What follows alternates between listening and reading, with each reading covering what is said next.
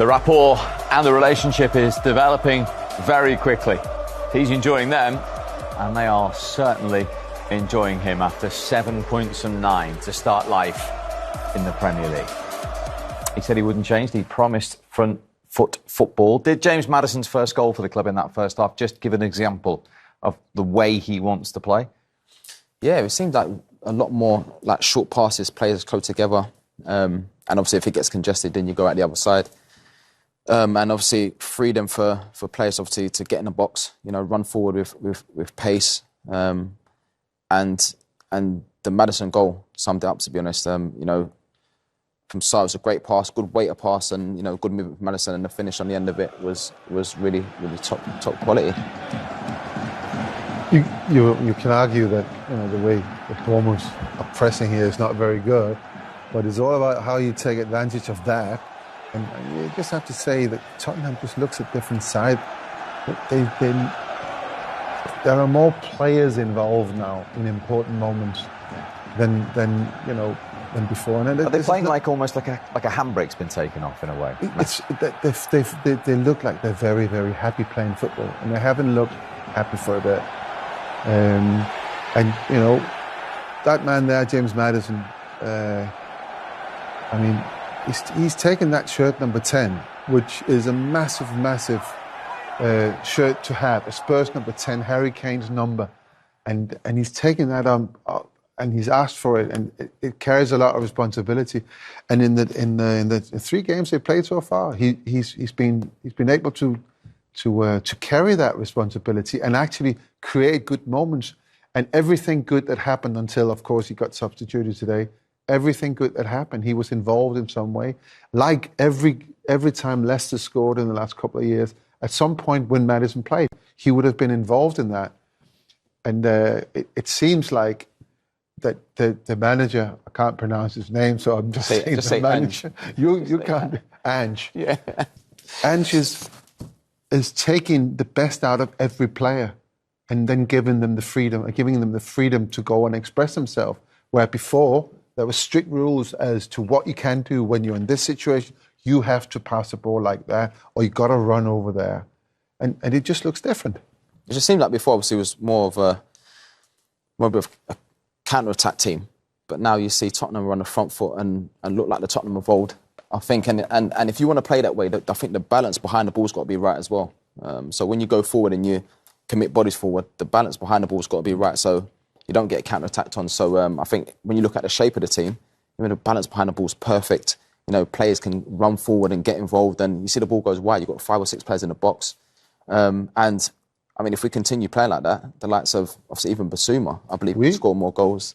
You keep saying. I've got 2 wheeze today, so yeah, I know. Your wheeze coming in a moment on goal rush. Don't worry, don't you take the mickey out. Yeah, so it's good. They continue playing like that. Try not to get too excited in that, but at some point you will do. Yeah, I should bring some neutralism to the and also that today. Quality of the bench as well. We saw that very clearly today. You got Wicks, you got Højbjerg coming on, Perisic coming on, and it doesn't weaken the team. It strengthens the team. Fresh legs are coming on. They all fit into the system right away. And at no point did I feel that Bournemouth, even though they had a couple of chances, were going to come back in this game. No. And on that point of bodies in the box, Kulusevski got in really well, didn't he? Gambled again for the second goal.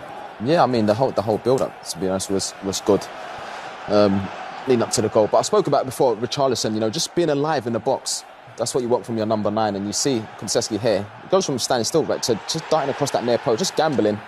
And then you end up getting lucky, and then it just helps it on its way into the far corner. But, this is what you've got to do as forward players. This is pressure on, goals and assists. And you see him here at the far post here. This is a great one too, by the way. Good way of pass by Sonny. Because when we first watched it, we thought actually that might be out. But then he keeps it in. And it's just a nice, tidy finish. But I think the movement made the goal, to be honest. You have to be alive in the box. And it's a nice, tidy finish. And if there is anything to worry about for Spurs, 7 points from 3 games, it's probably that Richarlison, he's getting his opportunity now. I understand that it was difficult for him to come from Everton, where he did well, into a place where Harry Kane is there. Yeah. But, I mean, that's one thing they really have to work on, to get him to work as a proper number 9 and believe they can score goals. Well, at the moment, it's no Kane, no problem. Dejan Kulusevski joins us live from the Vitality Stadium. Well done today. Well done on your goal. Good day all round. Thank you very much. It was all right. I think that we did some things very, very good, something a little bit bad. You know, they created a bit of chances, but last 20 we played very good. And your goal there, highly praised by a finisher like Jermaine Defoe. Nice one for you, I think, first since January. No, I really needed that. Honestly, you know, I just need to play, you know, free and joy. And when you score goals, you don't have to think about that. Just play your games. And now I'm very happy to help the team also with a goal. Dejan, hello, my friend. It's Jermaine. Hello. You mentioned just playing free and the freedom, and it seems like the team, especially in the final third, it seems like the manager's allowed you to play with this sort of freedom. Has the manager emphasised that to the team? I think the manager's been fantastic since day one. I think the whole staff, you know, every day we're coming to the practice and with a smile on our faces. We work a lot. We enjoy the trainings. It's very, very fun. So we can do much better, but it's a very good start.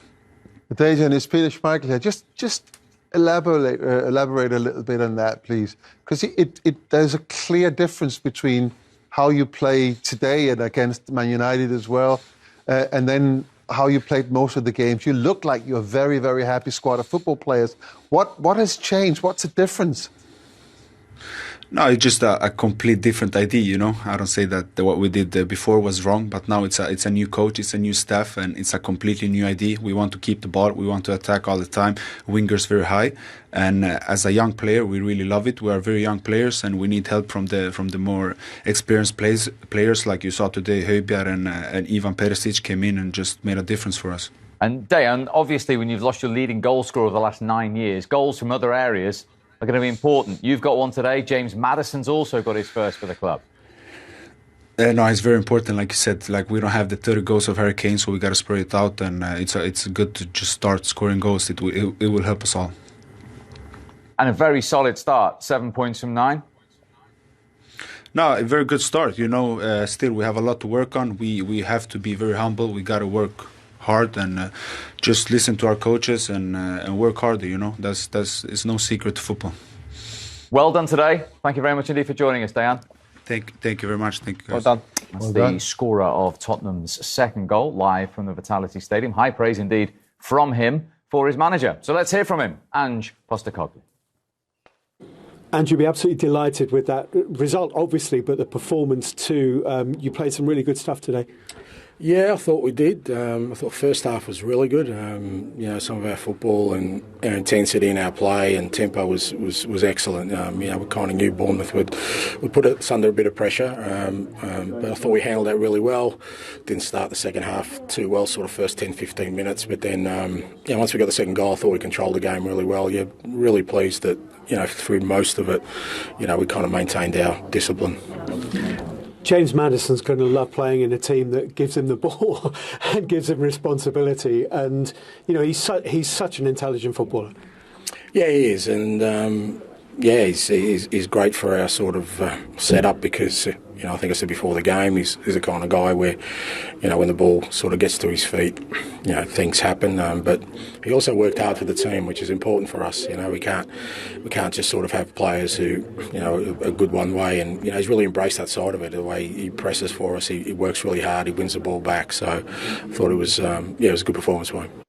Yeah, he's pleased with James Maddison. We've just talked live to Dejan Kulusevski. It's really interesting to hear from those Spurs players the message from their manager. You know, they're clearly enjoying it, aren't they, being off, the shackles off? Yeah, and you can tell. You can see even after the game, you know, the clip when you saw the players celebrating, the manager coming on, hugging the players. I know you see that all the time, but you can just tell, you can see it. And obviously the manager mentioned, you know, the tempo and intensity, and they've shown that in every game they've played this season. And I think they'll show that going forward. But the players, you can sense that, you know, everyone's happy. They're enjoying training. They believe in what the manager's trying to implement. And it's showing in the performances, so yeah. You're still concerned about the centre-forward, though, aren't you? Going forward in the bigger picture. I am. I mean, Richarlison looks out of sorts. So that's 30 games in the Premier League for Spurs now, 1 goal. Yeah, that's not good if you're number 9. But in all fairness to him, it's 3 games without Harry Kane. So He's now taken that position.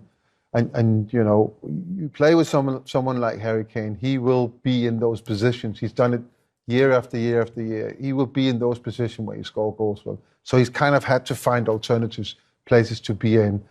I'll give him time. I really thought when he was at Everton, there was something very, very special about him. And there's a reason why he started in the World Cup for Brazil. So it's not like he's a bad player. I think he needs to have a little, you know, arm around his shoulder, a little talk with himself as well. Some of his behaviours in the game, the frustrations, he gets a yellow card that he doesn't need to get, and off that, the manager feels he needs to substitute him. Whereas in a game like this, you know, let him stay on, and then if he gets a chance and he scored the third goal or the fourth goal, if they get to that, it might give him that kind of confidence. So there's little things he needs to work on, but. Because he did hit double figures for Everton in a struggling team 3 times.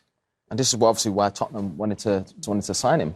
Of course, he's a good player. We spoke about when he plays for Brazil at the World Cup. You know, he's a top player, but for whatever reason, it's just not happened for him at Tottenham yet. But like you said, you know, Harry's not there anymore, and now it's up to him to hopefully get a run of games and show everyone what he can do. I'd like to think when Harry was there, he could. Well, as a young forward, you should try and learn off, you know, other forwards that are ahead of you. I remember when I signed for Tottenham and Robbie Keane was there.